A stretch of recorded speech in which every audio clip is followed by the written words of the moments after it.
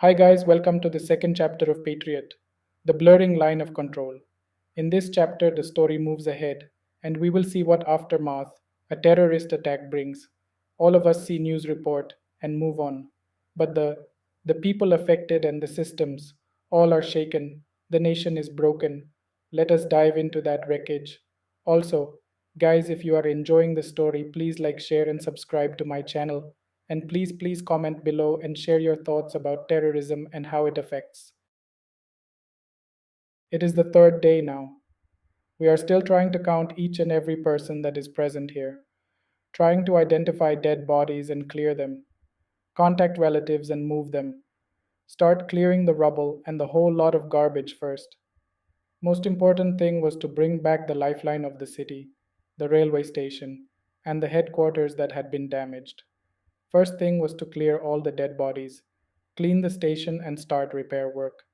It took 2 days of work of at least a 500 people group, including police, firefighters, special force, medical officers, daily wage workers, and army personnel, to make the station functioning again, to at least start transport of goods and material. Next task was to identify people, look after wounded, and make a facility to send them home in proper conditions. These two tasks took 2 days. The dead bodies, too, could not be kept anywhere near because the station was in the middle of the city, in a crowded part. The bodies had to be moved along with belongings to a separate morgue and kept track of movement so that if anyone contacted them, they would find it. The media people were given the task to ID as many bodies as possible and spread the information on channels and newspapers so that relatives would contact. Thousands of people were dead, and as it was the biggest railway station, they belonged to different parts of the country. Some came for jobs, some to meet relatives, some were traveling and whatnot. This task alone was going to take months. But most importantly, it was necessary to maintain law and order. As fake news, fear spread along the city and country. Schools, colleges were shut for a week straight, offices for 3 days. All police force was working day and night, and this would remain the same for a bit now. There was no time to rest. These were just the tasks that were in front of us. That alone required more than available people. And then there was a whole station that had to be rebuilt and brought back to its original capacity. That would take years. I found myself helping maintain order in the camp on Western Gate and also taking care of the boy. I kept circling the camp endlessly, looking to help people maintain order. I only stopped to rest and to freshen up. I ate while moving. Rest was only minimum for a couple of hours. And that was it for almost a week. After 3 days, the boy started moving a bit, talking. I came to know that he had come to visit relatives in the city for an upcoming festival. He could barely speak. I managed to get his full name, hometown, and that all others, his mother, father, siblings, had died, and he would start crying again. I tracked all the trains that came from that town that day, tracked his train and seat number, then got his father's name by looking at names surrounding that seat number. Thankfully, his father had booked tickets via an agent. I called the agent and asked him to check if anyone was home. He said that everyone from his house was on the train. Then the local police inquired and found the relative that they were visiting here in the city. We got their numbers from one of the neighbors and came to know that his father was living there for job, and it was a small family. They were visiting his uncle who lived in the city. His mother, father, grandparents, siblings, all were with him on the train. That meant only he, his uncle, and aunt remained. We called them and found out they were searching for him and others around. Finally, after 5 days, we were able to do this. The boy was taken by his uncle, but the bodies were nowhere to be found. After 5 days, the boy was still quiet and was going to need a lot of support. I took the uncle's address and phone number and asked him not to go outside the city until told. I would come and visit the boy now and then. The uncle asked me about dead bodies. I could only tell him that the boy had confirmed everyone was dead and that they could perform the last rituals. I did not know what else to say. Imagine doing all the above and more for hundreds of people and thousands of dead bodies. And that was just humans present there. This attack was going to affect the whole country in some or the other way. Not just humans, important parcels, letters, and goods were lost. Transportation was stopped for almost a week, so it would cost companies, and the losses would keep piling. Just the work of 12 men over a night. Finally, after 10 days, minimum transport was started and all people alive were cleared. The documents were taken away at multiple offices for processing and further work. I went home after 10 days. First of all, I just bathed, and bathed to get rid of the smell, the sweat and blood, and clean myself of all that. It felt good, but when I sat in my home with my wife and daughter and had food with them, it felt better, safe and warm, like I had come back from some other life, other world. But apparently, all of it was just happening, just beyond the walls of my house near me. But it felt good now. I was too tired to do anything. I just ate and went to sleep. I don't know when I woke up, which day it was, what time, what was I supposed to do next, how was I supposed to feel. It was all mixed up there. I just sat trying to arrange what I had seen and first look at it properly. My wife bought me tea. We both sat there drinking tea like any other day, like nothing had happened. But in the last 10 days, she had also gone through a lot. She bought clothes, food for me every day, took care of our daughter, our house, and her work, made sure it was all the same and well kept for when I came back, for me to just rest and be happy. And I looked around. If anyone who stayed inside and had no access to the outside world, they would not know anything. Like everything is just normal. That was how it was kept, as usual, neat and clean. All things in place, the atmosphere same. I held her hand and just held it for a bit, not to feel safe or loved, but to feel the strength, the power that it held. Her hands had kept this home intact, safe, and warm. I wanted to do the same and knew a lot of things were in front of me now. I needed that strength and support, and I also wanted to tell her that I am okay, fine. I still had a lot left in me, and that the fight was not over. Being a police officer and daughter that wanted to go abroad, we both needed it. Well, this is what it is. Many things happened before, and it will keep happening, but we both were together, holding each other's hand, giving each other strength and support and love. That's how we have come this far, and that is how we will go ahead. We sat there for a bit, talking about our daughter, the attack, how it affected us. She was telling me anywhere she went, everyone was talking about the attack only. The news, the relatives, the neighbors, the milkmen, papermen. Everything else was normal, but everyone was talking about attacks, security, and how our police is incompetent.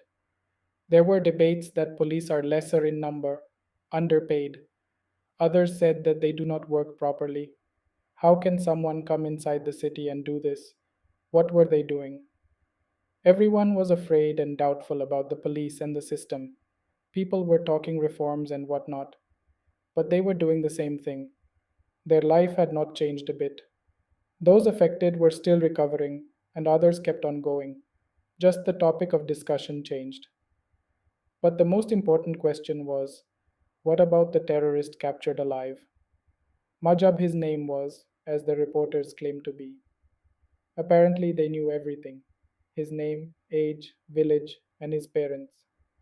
I suppose the media should be handed over the case, people giving their own judgments. Some said he must be hanged straight. Some said he should have been shot at sight. Some said he must be properly investigated. Some wanted him to suffer and let suffer until he literally begs for death. Some gurus said that he can be converted and God will show him a new path and whatnot. But I had not thought of him till now. I was so busy helping others, looking around doing my work, I literally had forgotten how we captured him and where he must be now. I wanted to tell my wife what had happened, but then she would not let me go to work again. So I just told her he has been taken to a secret place. Then we saw some debates and news about attacks and capture and terrorists. I had to calm my wife that it is not all real, and it was not. I was rather wondering about that boy I had found. It has been almost 2 weeks. I must check on him.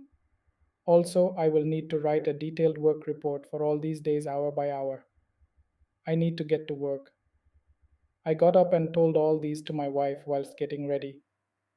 She was used to it by now, but this time she also seemed a bit angry and worried. But I was in too much of a hurry to explain it to her. She needs to understand by herself now. She made tiffin for me and warned me to call every hour. I said bye and stormed out. I went to check out the address. It was a good society. I inquired about the uncle and aunt, what kind of people they are, how are they, about the new boy that came in. They were taking his proper care. They were good to do, decent people. I inquired about his job, income, the aunt, and then finally I went to their home. The boy was inside, resting. He was still not talking to anyone. He just lay in the bed. I went inside. He was sitting there. I sat beside him. He recognized me. We shared an assuring glance. Aunt brought tea and water for me. Uncle assured me that his regular treatment is in progress and that they will take proper care of the boy. The boy seemed in proper care, but I still warned them that I will come visit regularly. They looked a bit afraid but caring, nice people. While I was leaving, they asked about bodies. They had contacted every helpline, visited 3 morgues, but the bodies were not found. And it was 2 weeks. Government had announced that they would keep the bodies for only a month and then perform rituals on unclaimed bodies. So they were afraid and hoped I would help them. Here I was, as clueless as them, but I asked for proper photos of all people, their ID cards, marks on body to identify, train number, seat number, and told them that I will try, but they kept persisting and did not let me go until I assured them I will find the bodies and let them know. I came here to check on the boy and got one more task at hand. I had no clue where the bodies were, and it was going to be a headache for me. I was walking down the stairs of the building when I received a call from the police station that I was needed urgently. I rushed to the station. My new boss, or my boss, was waiting for me. He asked me about my work reports, which of course were not ready. Then he told me that I am given an important task to keep watch on the terrorist for one shift every day until any decision is made. Well, there I was, doomed again. I knew this was because I was caught taking bribe. But nothing can be done now. I just nodded and saluted. But I asked for one thing. The boss seemed rather angry, but then he knew I was responsible for the terrorist captured alive, so he decided to listen. I asked him that I needed to track 5 bodies. I gave him the details and explained the incident. He did not want to, but he taught for a bit and assigned 2 hours to me and gave me the contact of the person who managed it all. But now I had to track those bodies, complete the paper, and be ready for my new responsibility till tomorrow morning, that is, in 12 hours. I rushed through the paperwork. Until then, the contact person tracked down the train people and sent a list of bodies from 5 morgues, in one of which they could be found. I went through the lists and I found out that the bodies were present in 2 different morgues. I got all the forms, got the procedure and contact of people that could help. It was late at night, but I went to the boys' house and gave all the details anyway. They surely did not expect such a fast response from me, nor did I. But the system the special force had implemented was really good. The problem was, no one was ready to use it and sort it out. If we would have contacted each person's relative, all bodies could be cleared in a week, but we did not have a single dedicated person to do that. It was sad, but real. We had to take care of the people that were alive. No one had time for the dead. It felt like a lot of work. I had not processed the thought that from tomorrow I would be with a terrorist near his cell in a secret location, mostly underground, in the dark, in the worst possible atmosphere. 8 hours of that daily. I was thinking of this while going back home, late at night. Tiffin still with me. It was quiet, too quiet for what had happened in the last 2 weeks. But it felt calming and nice to drive through the chill midnight air alone on the road. That is how it was when me and my colleague were drinking our tea.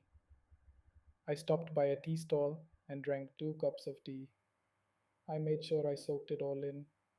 It felt relaxing. After that, I went home, and in no time it was morning. I rushed out of the house to the station. From there, I went to the secret base. It was a secret location underground. Multiple checkpoints and security checks. My position was at the center just outside the cell where Majab was kept. I was supposed to look after him and make sure he is well kept. After all the documentation was complete and security protocols were explained, I finally caught a breath and looked around. It was all dark, barring the lamps that were scarce too. The paths were twisted in a way that no one would be able to escape unless they are very well aware of each turn. One would not know if it is day or night, summer or cold, and where will the sun rise. The base was designed and lit in such a way that you wouldn't know in which part of the base you are, unless you truly remember everything properly. No nameplates on rooms. All doors and rooms looked the same but one, the cell in which Majhab was kept. I was to guard or look over that cell, make sure Majhab is well kept. Finally, after understanding the place and the job, it was time to meet Majhab, to face him off. I realized this is the person I had helped catch, and this is the one that had caused such destruction and chaos, has harmed my country, my fellow citizens, people that I care about. It was time to meet him again. Hi, guys. That was it for this chapter of Patriot, the blurring line of control. I hope you enjoyed this chapter and want to know what happens next. Please do like, share, and subscribe to my channel. Please comment below what is your thought on terrorism. This podcast is based on a book written by. The book is available on Amazon in print and ebook format. Please buy my book to find out what happens next. Now.